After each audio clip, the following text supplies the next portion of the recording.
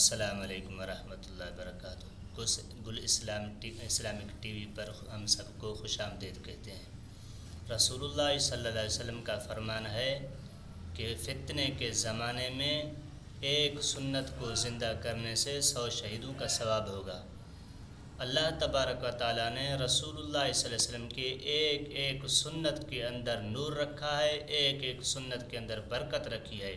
اللہ تبارک و تعالیٰ سے دعا ہے رب العالمین ہم سب کو رسول اللہ صلی اللہ علیہ وسلم کی سنت پر عمل کرنے کی توفیق عطا فرمائے۔ اعوذ باللہ من الشیطان الرجیم۔ بسم اللہ الرحمن الرحیم۔ ہر کام سے پہلے بسم اللہ کیوں پڑھتے ہیں؟ جب وضو کریں وضو سے پہلے بسم اللہ پڑھیں۔ دوسرا حکم یہ دیا گیا کہ وضو کرنے سے پہلے بسم اللہ الرحمن الرحیم پڑھو۔ نبی کریم صلی اللہ علیہ وسلم نے اس کی تاکید فرمائی ہے۔ ایک حدیث میں حضور اقدس صلی اللہ علیہ وسلم نے ارشاد فرمایا کہ جو شخص اللہ تعالیٰ کا نام لے کر وضو کرے، یعنی بسم اللہ پڑھ کر وضو کرے، تو یہ وضو اس کے جسم کے تمام اعضاء کی طہارت کا سبب بن جائے گا، اور اگر کوئی شخص بسم اللہ پڑھے بغیر وضو کرے گا تو صرف وہی اعضاء صاف ہوں گے جن کو اس نے وضو میں دھویا ہے۔ اس حدیث سے معلوم ہوا کہ وضو کرنے سے پہلے بسم اللہ پڑھنے کو جو سنت قرار دیا گیا ہے وہ اس لیے ہے کہ تاکہ وضو سے پورا فائدہ حاصل ہو جائے۔ بسم اللہ کا فائدہ۔ حدیث شریف میں بسم اللہ کے سلسلے میں حضور اقدس صلی اللہ علیہ وسلم نے ارشاد فرمایا، ترجمہ یعنی دنیا یا آخرت کا ہر اہم کام اگر بسم اللہ سے شروع نہ کیا جائے تو وہ ادھورا اور ناقص ہے۔ اللہ تعالیٰ کے یہاں اس کی کوئی قدر و قیمت نہیں،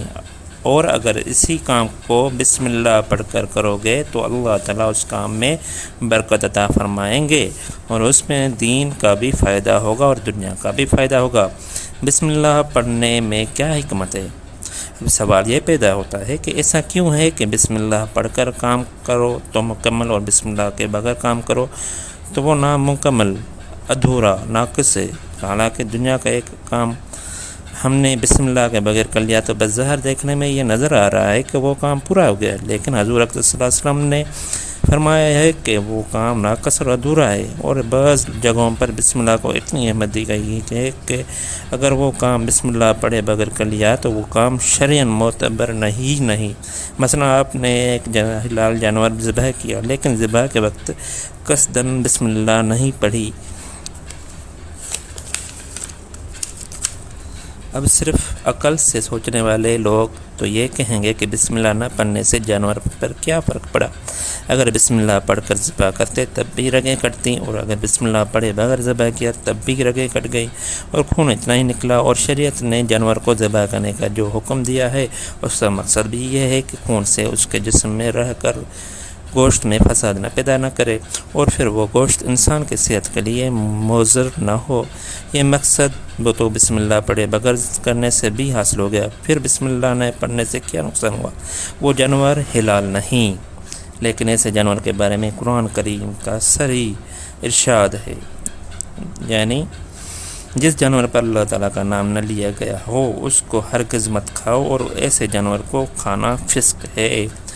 یعنی ایسے جانور کو کھانا بھی ایسا ہی گناہ ہے جیسے شراب پینا، خنزیر کھانا، زنا کرنا گناہ ہے۔ اب ظاہر تو ایسا جانور بالکل صاف ستھرا ہے، اس کی ساری رگیں کٹی ہوئی ہیں، خون نکلا ہوا ہے، صرف یہ کہ ذبح کے وقت زبان سے بسم اللہ نہیں پڑھی۔ کوئی شخص یہ اعتراف کرے کہ بسم اللہ نہ پڑھنے کا اس جانور پر کیا اثر پڑ گیا، کہ اگر بسم اللہ پڑھے لیتے تو کیا ہوتا؟ اس بسم اللہ کی آواز اس کے کان کے اندر پہنچ جاتی، یا بسم اللہ کا کوئی منتر ہے کہ اس کے پڑھنے سے وہ حلال ہو جاتا۔ ذبح کے وقت بسم اللہ پڑھنے میں عظیم حکمت۔ بات دراصل یہ ہے کہ اللہ جل شانہ ذبح کے وقت بسم اللہ پڑھنے کا حکم دے کر ایک عظیم حقیقت کی طرف انسان کو توجہ دلانا چاہتے ہیں۔ وہ حقیقت یہ ہے کہ ذرا یہ تو سوچو کہ جس جانور کو تو تم ذبح کر رہے ہو یہ بھی تو تمہاری طرح جاندار ہے، ہم نے ہی اس کو پیدا کیا اور تمہیں بھی پیدا کیا، تم بھی جاندار ہو وہ اور یہ بھی جاندار ہے، اور جاندار ہونے کی حیثیت سے جس طرح تم یہ چاہتے ہو کہ تمہیں کوئی تکلیف نہ پہنچے اور تمہیں کوئی زخم نہ کرے، اس طرح جانور بھی یہی چاہتا ہے کہ اس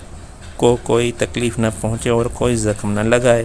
اور جس طرح تم یہ چاہتے ہو کہ تم زندہ رہو، تمہیں موت نہ آئے اور تمہیں ہر وقت موت سے ڈر لگتا ہے، اسی طرح جانور کو بھی یہی چاہتے ہیں کہ وہ زندہ رہیں، ان کو موت نہ آئے اور ان کو بھی موت سے ڈر لگتا ہے۔ یہ جانور بھی تو اللہ تعالیٰ کی مخلوق ہے اور اللہ تعالیٰ نے ان کے اندر بھی جان ڈالی ہے۔ اگر کوئی شخص تمہارے گلے پر چھری پھیر کر ذبح کر کے تمہیں کھانا چاہے تو تمہیں کس قدر برا لگے گا، اور اس کو تم اپنے اوپر کتنا ظلم سمجھو گے۔ تم جانور کو موت کے گھاٹ کیوں اتار رہے ہو؟ لہذا تم اپنے ذبح ہونے کو تو بڑا سمجھتے ہو اور اپنی موت کو تو تم اتنا مکروہ اور ناپسندیدہ سمجھتے ہو، اور ہمارے ہی پیدا کی ہی مخلوق کو کے گلے پر روزانہ چھری پھیر کر اس کو ذبح کر کے اس کا گوشت کھاتے ہو۔ کبھی تمہیں یہ خیال نہیں آیا کہ میں اس مخلوق پر ظلم کر رہا ہوں؟ یہ مخلوق بھی تو خود جاندار ہے، لیکن میں نے ذائقے کے خاطر اس کے گلے پر چھری پھیر کر اس کو موت کے گھاٹ اتار دیا۔ ذرا سوچو کہ تم یہ کام کرنے جا رہے ہو، اپنے ذائقے کے خاطر ایک مخلوق کو موت کے گھاٹ اتار رہے ہو۔ یہ جانور تمہارے لیے پیدا کیے گئے ہیں۔ اگر اس عمل کا جواز ہو سکتا ہے تو وہ صرف ایک ہے، وہ یہ کہ جس پیدا کرنے والے نے اس جانور کو بھی پیدا کیا اور تمہیں بھی پیدا کیا، اسی پیدا کرنے والے نے یہ تقسیم کر دی کہ اگر جانور بھی ہمارے جاندار مخلوق ہیں، لیکن ہم نے اس کو ایک دوسرے جاندار مخلوق کے خاطر پیدا کیا، یعنی یہ جانور بکرا، دمبا، گائے، اونٹ، یہ سب اللہ تعالیٰ نے انسان کے لیے پیدا فرمائے، اور چونکہ ان کا مقصد تخلیق یہ ہے کہ یہ انسان کو فائدہ پہنچائیں، اس وجہ سے تم روزانہ اس کے گلے پر چھری پھیر کر اس کو کھاتے ہو اور دنیا میں اس کو کوئی ظلم نہیں سمجھتا۔ قرآن کریم میں اللہ تعالیٰ نے فرمایا، ترجمہ، یعنی زمین میں جو کچھ ہے، اے انسان، ہم نے تیرے لیے پیدا کیا ہے، لہذا جانور کو ذبح کر کے کھانا تمہارے لیے حلال اور جائز ہے، لیکن جس وقت تم ذبح کا عمل کرو اس وقت اس حقیقت کا اعتراف کرو کہ جانور کو ذبح کرنا اصولاً میرے لیے ظلم تھا، لیکن میرے لیے میرے خالق نے اس ظلم کو جائز کر دیا اور میرے نفع کے خاطر میرے مالک نے اس کو میرے لیے حلال کر دیا۔ اس لیے جب تک تم یہ اعتراف نہیں کرو گے کہ اس جانور کو میرے خالق نے میرے لیے حلال کیا ہے ورنہ یہ میرے لیے حلال نہیں تھا، اس وقت تک وہ جانور تمہارے لیے حلال نہیں۔ بسم اللہ ایک اور اقرار ہے، لہذا جس وقت تم بسم اللہ الرحمن الرحیم پڑھ کر بسم اللہ اکبر کہہ کر جانور کو ذبح کر رہے ہو تو یہ کوئی منتر نہیں ہے جس زبان سے پڑھ رہے ہو، بلکہ اس کے ذریعے تم اس حقیقت کا اعتراف کر رہے ہو کہ میں یہ جانور اس اللہ تعالیٰ کے نام پر ذبح کر رہا ہوں جس نے اس مخلوق کو میرے لیے پیدا کیا اور میرے لیے حلال کر دیا، اور ساتھ میں جب تم نے بسم اللہ اکبر پڑھا تو تم نے اس کے ذریعے اس بات کا اقرار کر لیا کہ اللہ سب سے بڑا ہے، اور چونکہ وہ سب سے بڑا ہے اس لیے وہی اس بات کا حق رکھتا ہے کہ وہ یہ فیصلہ کرے کہ کون سی مخلوق کس کام کے لیے پیدا کی گئی ہے۔ اب اس اعتراف کے بعد جب تم جانور کے گلے پر چھری پھیرو گے تو وہ جانور تمہارے لیے حلال ہو جائے گا، لیکن اگر تم نے غفلت کی حالت میں اللہ تعالیٰ کے اس نعمت کا اعتراف کیے بغیر اس کو گلے پر چھری پھیر دی تو اس کا مطلب یہ ہے کہ تم نے اس جانور کے حلال ہونے کی شرط پوری نہیں کی، لہٰذا وہ جانور تمہارے لیے حرام ہے۔ ایسا جانور اس جانور کی طرح ہے جو اپنی موت مر گیا، دونوں میں کوئی فرق نہیں، حالانکہ اس جانور کا خون بھی بہہ گیا ہے اور ڈاکٹر بھی اس کے بارے میں رپورٹ دیں گے کہ طبی اعتبار سے اس جانور کا کھانا صحت کے اعتبار سے نقصان دہ نہیں ہے، لیکن قرآن کریم یہ فتویٰ دے رہا ہے کہ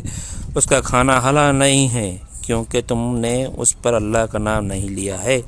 بسم اللہ پڑھنے سے ایک تو یہ اعتراف ہو رہا ہے، بسم اللہ کی ایک اور حقیقت، دوسری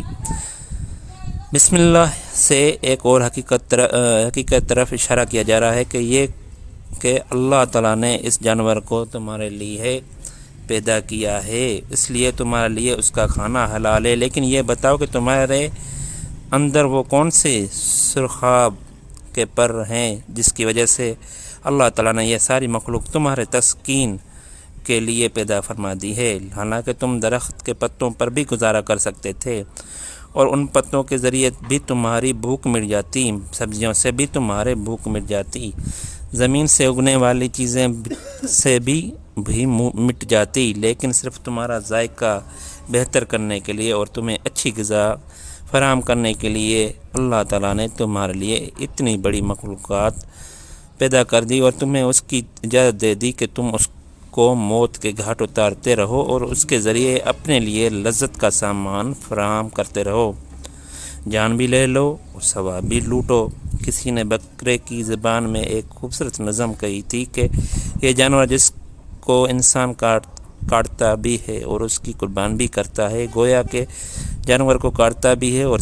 الٹا ثواب بھی لیتا ہے۔ بسم اللہ کے ذریعے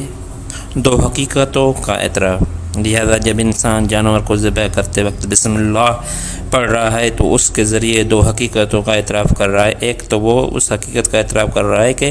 یہ اللہ تعالیٰ ہی ہے جس نے میرے لیے اس جانور کو حلال کر دیا، ورنہ مجھے یہ حق نہیں پہنچتا تھا کہ اپنے